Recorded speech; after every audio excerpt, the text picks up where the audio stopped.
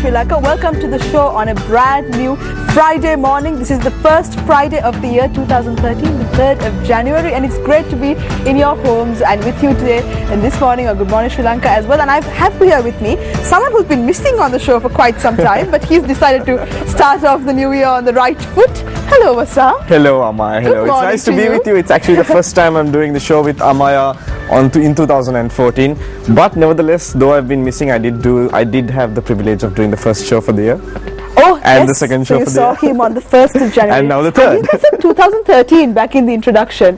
Didn't I? It's 2014. I keep saying 2013 and I keep writing 2013 as well. If you ask me, Amaya, actually even today, I started writing the date for something, and I just wrote 2013 because it still hasn't registered yet. Yeah, I think it takes a few weeks for all of us to register the fact that it is now 2014. And it's actually, like Amaya said, it's the first Friday of the year.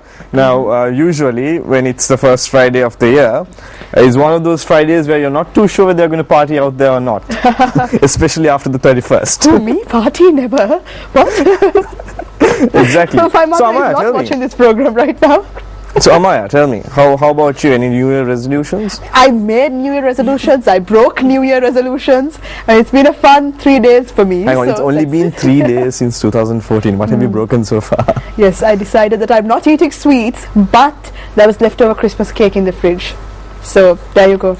Terrible, Amaya. Terrible. But I hope you're doing much better with your New Year resolutions back at home. I wish you all the best with those as well. What are your New Year resolutions? My New Year resolutions? Well, there are a lot. I have a lot of New Year resolutions, but if you want me to put it in a general sense, I have 3 very general New Year resolutions which I'm trying to keep to. Okay. Believe it or not, the first one is to have more compromise. Compromise more.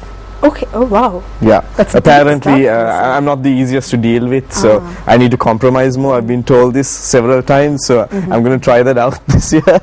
And the other one is of course to reduce complications.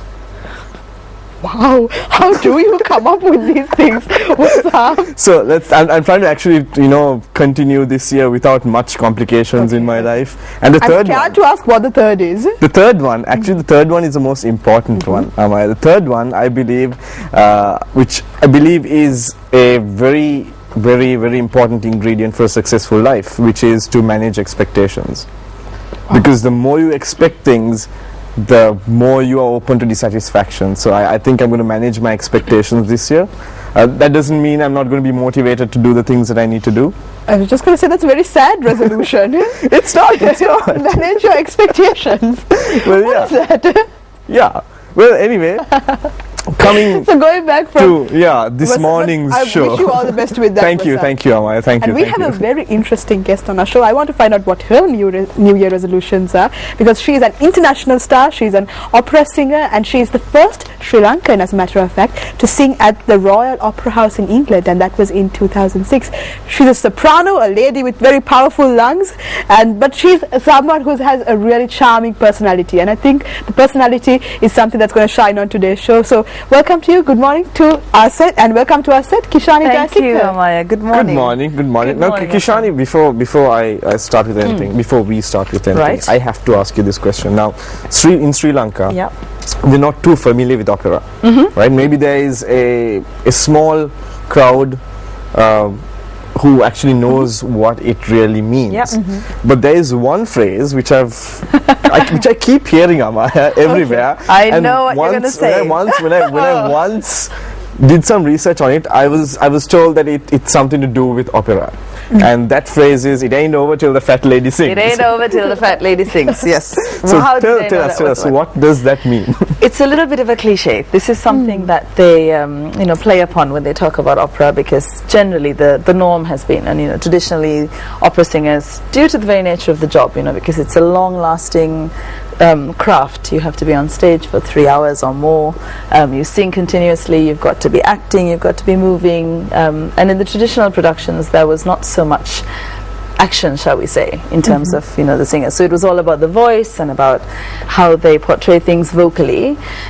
So the ladies, because of the nature of the instrument, you're talking about projecting to a 2,000, 3,000, 4,000 seater, no amplification at all. So no really mics, no nothing, speakers and no equipment, mics, nothing. no speakers, no pickup things, nothing. It's all just you. You are the instrument. And you said 3,000 people. Sometimes so you 3,000 need to to project 4,000, yeah. so Yeah, I mean, Vast we're audience lucky there. because the Amaya sings theatres- too, Well, I'm glad you told me. See, I knew she had an idea of what we were going on about. No, I have no idea what they're saying. Absolutely nothing. Wasam, Okay, Yeah. we get to that in a minute. You don't want to start on? During December. Do you want to hear about this fat lady or not? I do. But I need what to I tell you mean? this. I need to tell you this. No, Wasam, shush. Amaya did play a He loves to reindeer talk. in a play which she sang for in December. Okay, continue. No, that's okay. Just to say that I think because you have to have that ability. So your body really is the instrument, in every sense. You have to amplify, you have to make it louder, softer, darker, lighter, everything. The emotion of the music has to be, understood, and you have to speak through the voice, really. So traditionally the ladies tended to be larger because of the stamina and the quality of the voice, they used to say.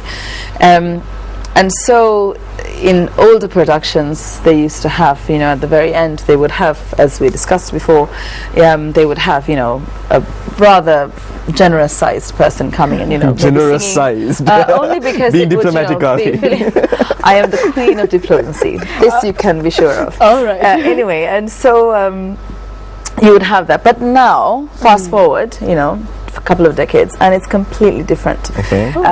You wouldn't work if you were the cliche of of what we're just talking about. So nowadays you would more likely have an extremely glamorous, svelte, stunning, curvaceous woman who would come and sing the end and finish off the show.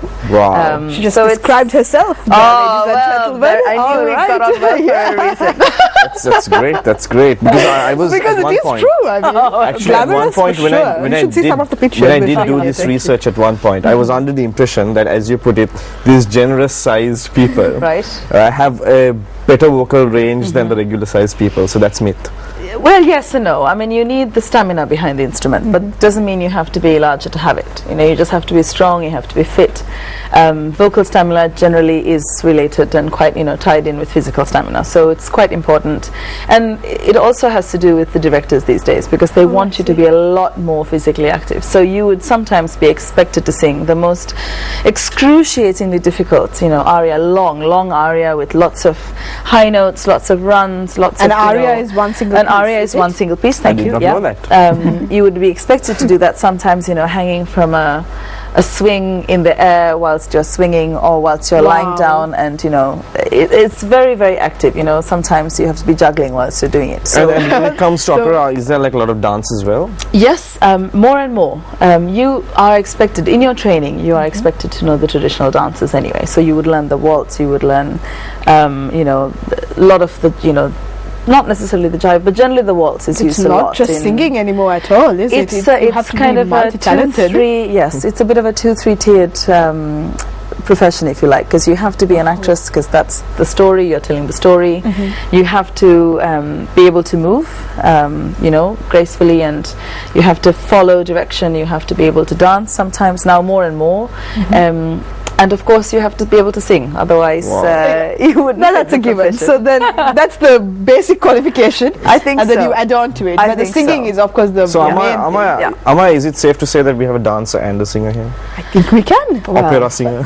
Yes, well, you have to be able to do all. You have to be fairly good at everything, but of course singing, as we said, is the... So your love for singing has been something that you've been developing since you were a child, was it? Yeah, I think... How did you start off? Let's see how Let's Kishani started. let's go into here we Kishani's go. life. Rewind here on the show. Not that interesting, I'm afraid. Yeah, because we need to we'll ask be you, the right? judge of that. Like I did mention earlier, I don't see a lot of opera in Sri Lanka. Is there much of opera in Sri Lanka? No, not as much as I would like. Exactly. So I mean, you schooled most of your life here in Sri all Lanka. my her life. primary education was here, of course. You were a student of I was at Visakha Vidyalaya. past pupil of Visakha. Yeah.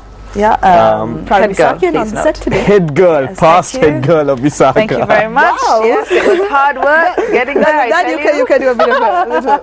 That's me. Well, what can I say? You know, biggest, largest national school in the country. It ain't easy. It so. ain't easy at all. Yeah. Definitely. But I know one thing. There's no All-round opera in individual. Visakha. There's no opera in Visakha. No, so not how did you very come much about in the it? country. Yeah. It's you can look at it many ways, but to be honest, a lot of people ask me, so how old were you? How old were you when you had that first dream about being a singer? And the answer is, I never dreamt of being a singer. It was not. Really? It was never part of my plan in life. I enjoyed singing. I was very lucky that my family had a musical background, so quite unusually in Sri Lanka, I would say. Both sides of my family were very interested in classical music. My father's side of the family in sort of symphonic.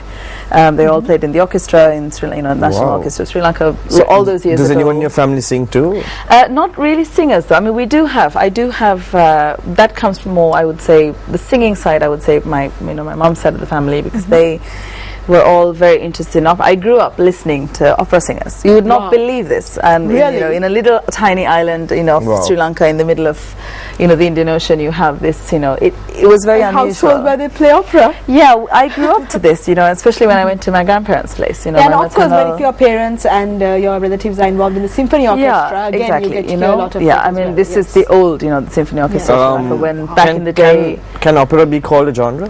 Yes, of course it is. Okay, so Yeah. is that your favorite genre? I am an opera singer by training, because I am a classical singer. I trained classically. I went through the Royal Academy of Music, and I believe you need the foundation of classical music. Then you can moving into anything else is very easy. So, easier, I should say. Each when you have the good foundation. I think so. I suppose it goes for any, instrument or sport, even, I would say, or even dancing. I mean, when I was about 6, I think because, to be honest, I don't know if I should say this, but I think our parents thought the best way to keep us out of trouble was to get us involved in as many things as possible. So that's a very good philosophy. I think so, right? That's a very different way of looking at it. It worked, I think. And your mom is offset and she's smiling. I know. It was, she figured out our secret. Well, this is it, you see. And so, my brother and I both, we did endless extracurricular activities. We both did lots of sports. He was rowing and rugby, and I was, tennis player, but also I did, I was a national rower. So, Whoa! Yeah, I know. You see, And this goes on. I know. Tennis. What can I First say? segment, ladies and gentlemen. I know, but in a nutshell, what I'm trying to say is that it was sort of, and we did, I did ballet for 10 years, and there was no plan of being a, singing or a performing artist in any way. What But did you study for your A-levels? I did bioscience. So Okay. Again, this is what I said. It was never part of my plan. I enjoyed singing. I think I, had an ability for it and an affinity for it, which my family, when I was very young, realized, because I think I could sing all of Sound of Music when I was about 5 in pitch. So In pitch, which is the important part. Important. I could sing all the Sound of Music as well, but you wouldn't want to hear it. Well, No, Maya sings pretty okay. yeah. I'm waiting to hear about that. This is And about then, you, and then I went to Mary Ann David's, which is where I started, and she was my first teacher. And so again, we had this discussion: should I be a singer? Should I not? And it never was something I thought about, because I think growing up in Colombo, in Sri Lanka, especially, then you didn't really envisage being a performing artist as a professional. It was, you became a doctor, lawyer, engineer, and accountant. The So I traditional became a lawyer. careers. It's what you do. It's sort of your mindset. Not that anybody told me, or you should do something professional. It wasn't at all like that. It just was the way I think. You think. You're conditioned in that way, to some extent. To some extent. And I think, because academically, school is all about academic achievement. I was lucky, again, as I said, we did lots of extracurricular things, because that was the ethos in my family. My parents were very much of the opinion that you must not only be good at studies, which is of course essential when you go to, when you go to school, but that you also have achievement in sport and you have achievement in the arts. So at least you try. You have to be a well-rounded individual, as opposed to just, a SWAT, or just a jock, or just an artist. So it was that And ethos really. That really set the foundation for the rest think of what you so. followed. Because again, it was, and we can talk about this in detail later, but it was sort of a, how do you say, a sequence of coincidences and fortunate circumstances. Going with the flow. I think so, which led me to one thing to another to another, that led me to the teacher who eventually said, you've got to try So it. from one thing to another, I mean, you ended up in the Royal Opera House, and that's what we need to speak about. So we'll be speaking more to Kishani Jayasinghe, a very interesting lady on our program today, one with many stories I'm sure that she can share with us, and an opera singer, the first Sri Lankan to sing at the Royal Opera House in London. So we'll speak to her some more. Just stay with us on Good Morning Sri Lanka. We'll be right back.